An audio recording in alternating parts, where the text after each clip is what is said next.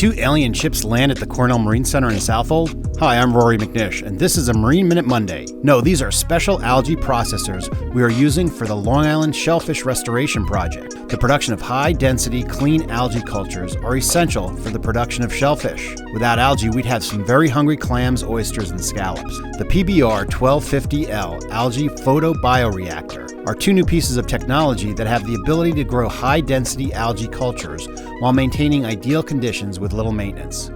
Algae that is grown in our lab is eventually brought out and placed in these bioreactors to grow. All the parameters important for algae production, such as pH, temperature, and nutrient addition, are controlled by a computer, whereas harvesting can be done automatically or manually, thus growing algae more efficient.